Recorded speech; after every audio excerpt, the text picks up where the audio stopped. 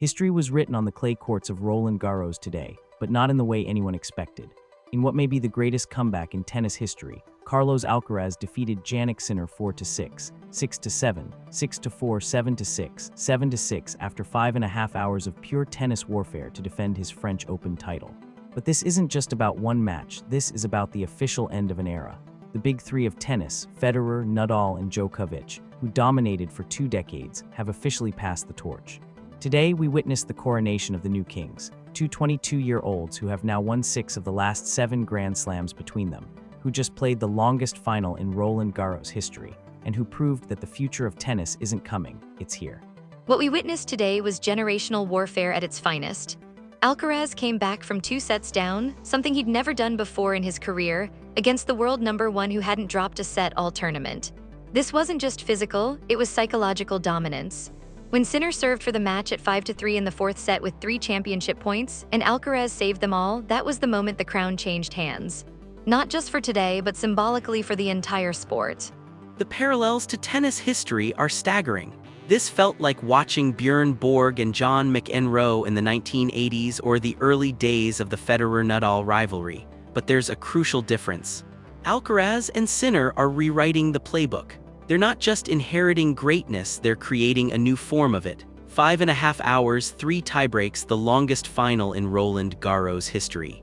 The big three built tennis into a global phenomenon, but these two are taking it to places we've never seen. From a mental standpoint, what Alcaraz accomplished today is almost incomprehensible. Down 2 sets to the world's best player, in front of a global audience, with the weight of defending his title, most athletes would crumble. Instead, he found another gear. The way he saved those 3 championship points in the 4th set, the way he won that final tiebreak 10-2, that's not just talent, that's a champion's mindset that transcends age. At 22, he's displaying psychological warfare skills that took the big 3 years to develop. Marcus, let's talk about this match in the context of tennis history. How significant was what we just witnessed? This was a watershed moment. The last time 2 players under 23 met in a French Open final was 2005, Nadal versus Puerta. 20 years later, we're watching 2 22-year-olds who have completely different games than the clay court specialists of the past. Alcaraz and Sinner don't just excel on clay, they dominate on every surface. They've taken the all-court game to a level that makes even peak Djokovic look one-dimensional. Today's match wasn't just long, it was sophisticated. The tactical adjustments, the physical endurance, the mental resilience. This is what happens when you combine old-school tennis intelligence with modern athleticism. What struck me most was the evolution we saw during the match. In sets 1 and 2, Sinner looked invincible. He was crushing balls, dictating every rally, but Alcaraz didn't panic. He adjusted his court position, started hitting with more topspin to neutralize Sinner's power, and began using drop shots to break up the rhythm. By the 5th set, he had completely turned the tables. That's not just athletic adaptation, that's tennis IQ at the highest level. The big three were masters of in-match adjustments, but this was something even more sophisticated. The psychological aspects were fascinating. After losing the first 2 sets, most players would be thinking about damage control. Alcaraz was thinking about winning. You could see it in his body language. He didn't look defeated, he looked determined. When he broke Sinner early in the 3rd set, his celebration wasn't relief, it was assertion. He was announcing that the match was far from over. That level of mental fortitude at 22 is unprecedented in modern tennis. Sarah, let's talk about what this means for the future of tennis. Are we looking at a 2-man show for the next decade? The dominant statistics are staggering.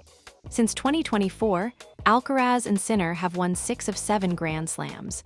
Sinner went 91-3 against everyone else on tour, but 0-4 against Alcaraz. That's not just talent disparity, that's a psychological dynamic that could define the sport for years. What's particularly interesting is how they push each other.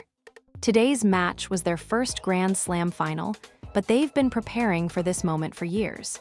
Each knows the other's game intimately, which creates this incredible chess match dynamic. The Big Three era was defined by longevity and accumulated greatness. Federer's elegance, Nadal's intensity, Djokovic's completeness. But Alcaraz and Sinner represent something different, peak athletic performance combined with tactical sophistication from day one. They're not building toward greatness, they're already there. Today's match proved that. 5.5 hours of the highest level tennis you'll ever see, and neither player looked like they were going to back down. That's the future of our sport. What makes their rivalry so compelling is the contrast in styles and personalities. Sinner is methodical, powerful, almost robotic in his precision. Alcaraz is explosive, creative, emotional.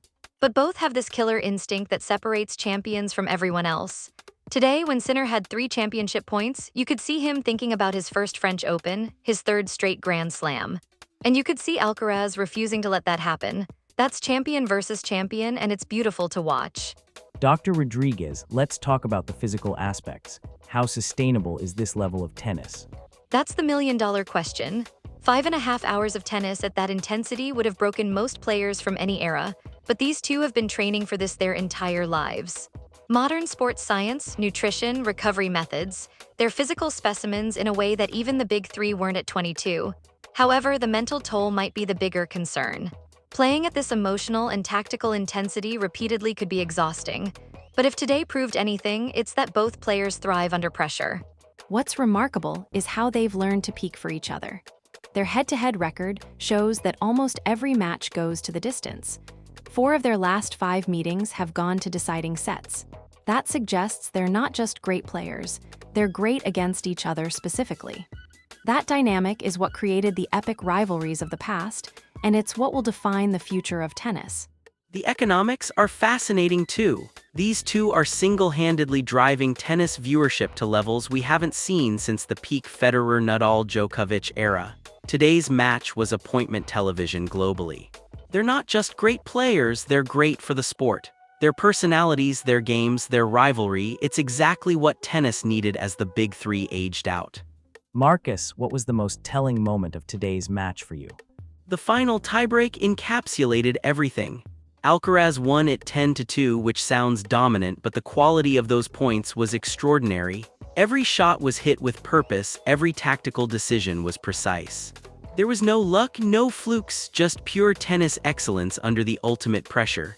When Alcaraz hit that final forehand winner and collapsed on the clay, it felt symbolic. The new king claiming his throne, not by inheritance but by conquest. For me, it was Sinner's reaction after the match. Despite losing after coming so close to his first French Open, he was gracious, composed, respectful.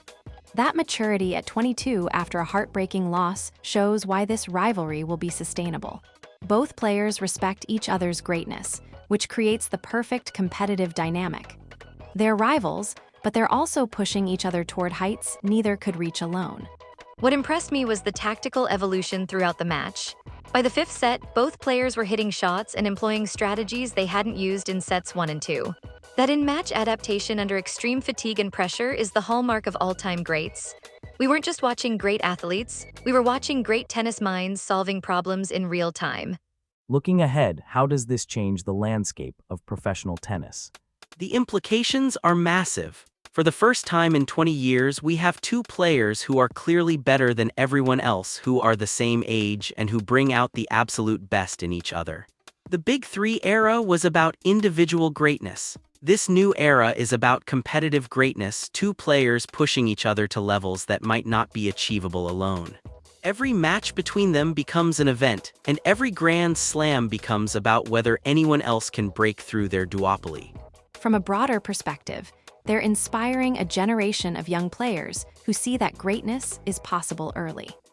The developmental programs around the world are already changing to accommodate the new physical and mental demands these 2 represent.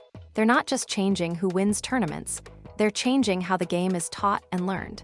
The technical evolution is equally important.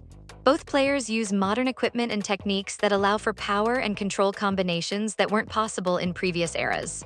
Their success validates new approaches to training, strategy, and even equipment. They're not just great players, they're proof of concepts that will influence tennis development for decades. What lessons does today's match offer to young athletes and competitors in any field? The most powerful lesson is that comebacks are possible if you maintain belief and adapt your approach. Alcaraz didn't just fight, he evolved during the match. When his initial game plan wasn't working, he found new solutions. That combination of persistence and adaptability is applicable far beyond tennis. Whether you're facing a business setback, academic challenges, or personal obstacles, the principle remains. Maintain your belief while being willing to change your approach. The preparation aspect is crucial too. Neither player was surprised by the intensity or duration of today's match because they've been preparing for these moments their entire careers. Excellence isn't accidental, it's the result of deliberate, sustained effort over years.